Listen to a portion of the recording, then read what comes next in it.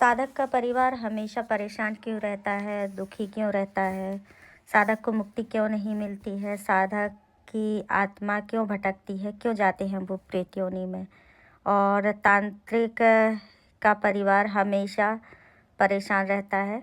जय श्री महाकाल, जय माँ काली। आज हम बात करेंगे तांत्रिक के बारे में, साधक के बारे में।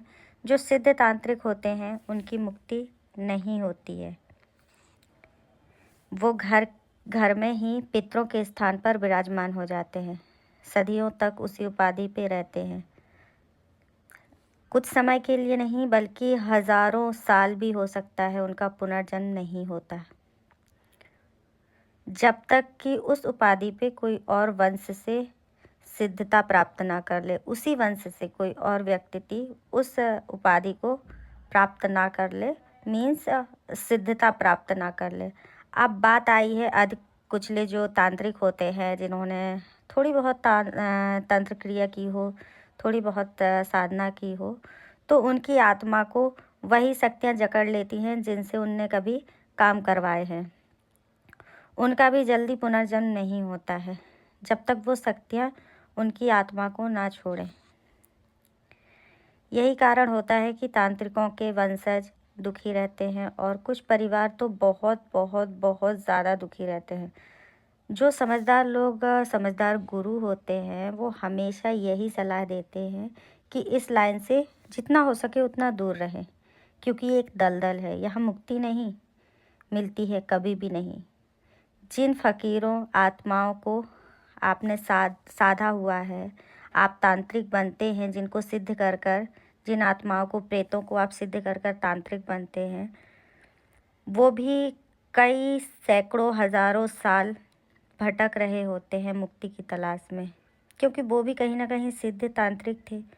और मेरे हिसाब से ये समझ गए होंगे आप। कई लोग बोलते हैं सात्विक कर्म साधना से ऐसा नहीं होता है। आत्मा के साथ यही होना है। आप जब भी साधना करेंगे यही होना है, याद रखिए इस चीज़ को। इसलिए जितने भी लोग होंगे, वो कुछ लोग गद्दी लगाते हैं, ठीक है, तंत्र क्रिया करते हैं, आप देखना उन जब तक वो हैं ठीक है, उनके जाने के बाद उनके परिवार में उनके जो बच्चे होते हैं, पुत्री होती हैं, पुत्र होते हैं, उनको बच्चे नहीं होते हैं, या पति पत्नी के बीच में लड़ाई झगड़े होते हैं, आर्थिक दिक्कत आने लगती है।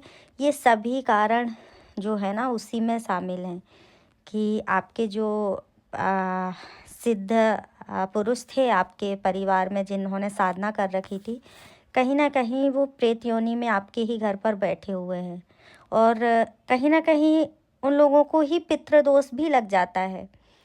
तो यही कारण है।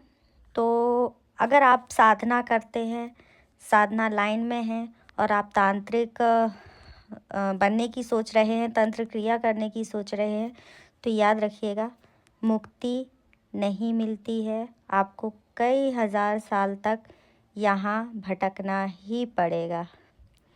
अगर आपको और कोई आपका प्रश्न हो तो आप हमसे पूछ सकते हैं। मिलते हैं अगली वीडियो में। जय श्री महाकाल। ओम जय हनुमान कालिका। जय माँ काली, जय माता दी।